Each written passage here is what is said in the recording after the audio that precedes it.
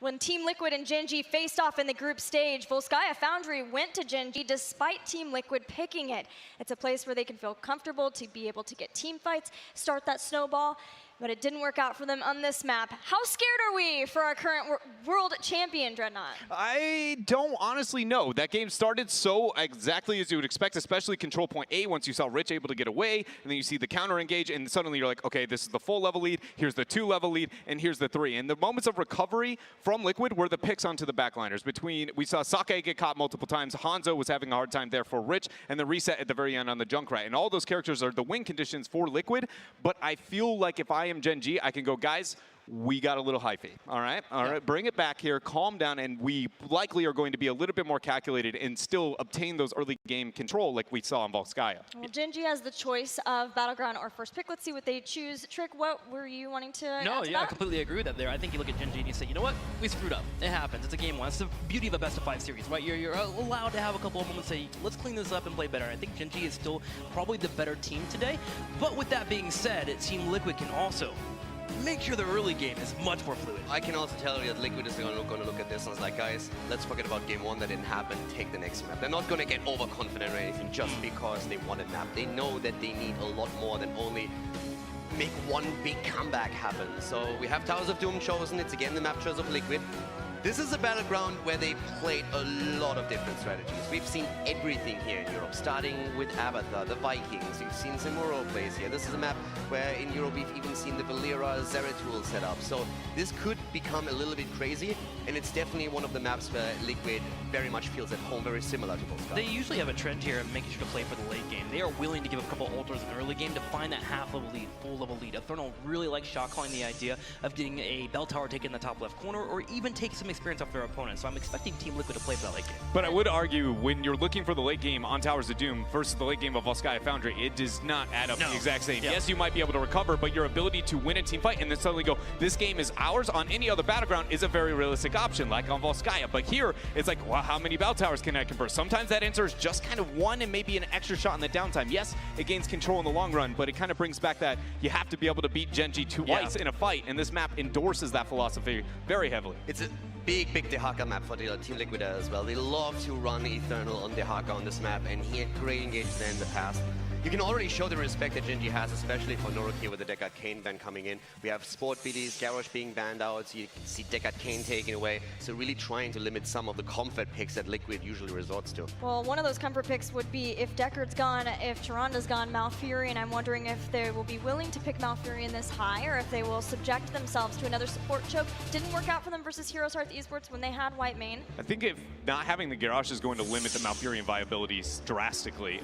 They're going to be going into the Diablo route here, but just mainly because Garrosh and Malfurion have that soft synergy, and the fact that, you know, the trickle in healing is not going to remove a large portion of the armor and make sure you get maximum value out of his passive there. But denying the Raynor, I think, is a very smart play coming out from Liquid here in their 1-2 to make sure that that does not go over the reset. I couldn't agree more. Like, I've been talking all week in the opening week too about how high that Raynor priority is for any green team, but even more so for Gen G. And Team Liquid immediately saying, okay, we're going to take that for ourselves is fantastic here. They have the Diablo with it, they have that engage potential. So I'm very, very happy with the first rotation of Liquid in the draft.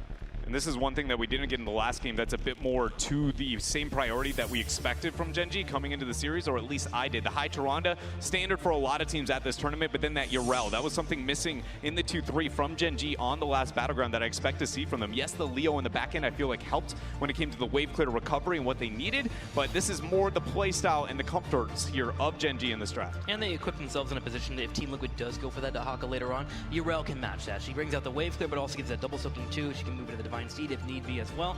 And of course, the armor is always wonderful for that main front line that we're getting. And I'm assuming we might actually see a Nubrak later on here for Gen G to really force these fights. I think that's very, very realistic here, and being able to deny the Jaina, even though, yes, you have natural spell armor, I would argue Jaina is still one of the few mages that can just burst down in a Nubrak if you miss that burrow charge, or even if you just don't get the kill in the burrow charge impale combo, you're going to be dealing with a lot of Blizzard there. It's the second time that they banned Jaina on the third ban position, and keep in mind how that victory for Team Liquid in the group stage against Gen G actually worked out. That severely hinged on Jaina and Hazwops' play there. So this is now a situation where Gen G is just saying, if we get that free ban against Jaina, Jaina, we're going to take it every time. Along with the Anub, do we expect a Li Ming here then to finish out the draft? It's something that Gen G really likes here. Then they would be able to have a Li Ming and Hanzo. That's basically Reset and Rich in a nutshell.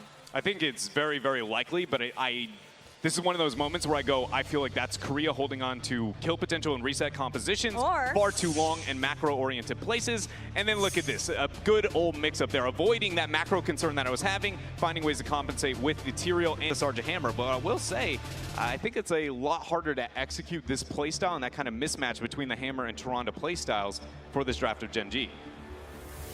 But with Hammer comes Tyrael for Gen G. Last pick for Team Liquid. Waiting on Nurak, and it still will be Malfurion.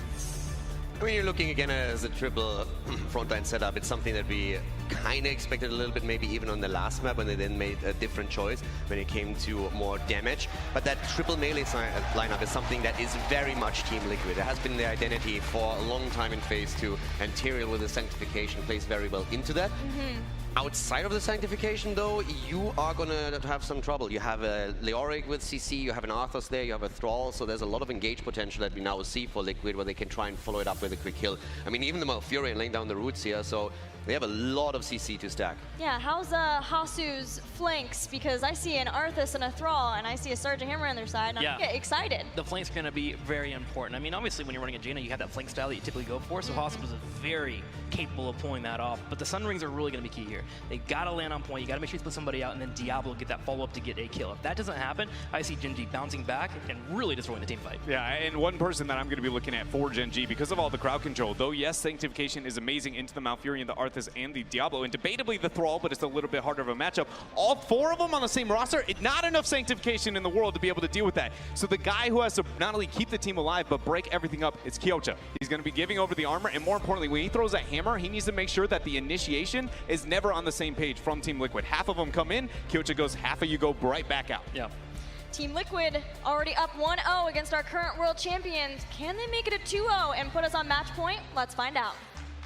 That's right. Team Liquid up 1-0 over Gen G. But Gen G, they pull out the big boys. Hammer coming out for them. Yeah, the thing is, though, they are now behind. That doesn't happen too often to them, especially when we're talking about offline tournaments. And right now, with them identifying already before the group stage started that Team Liquid is one of the teams they're worried about, you have to ask yourself, is there a little bit of doubt in the back of their heads at this point? Or do they just shrug off that last loss and say, like, yeah, that's fine, we made a mistake? But if there's that little tiny voice... There has to be a little bit of doubt, because they talked about it, as you mentioned, right before we started this entire tournament. They went 1-1 in the group stages against them, and now they're down 0-1. There's got to be something there for Gen G. But here on the left side, in the blue, Kyocha on Yrel, Reset on Hanzo, Rich on Hammer, Tist on Tyrael, and Sake on Tyrande. It's Gen G! And over to the right. With a lead in the series, Billy on a Diablo for the red team. Eternal again for the second time in a row on Arthas. Arcana on the auto attack with Jim Reyna. Norok on Malfurion and Hazov's on Thrall. Ladies and gentlemen, it's Team Liquid!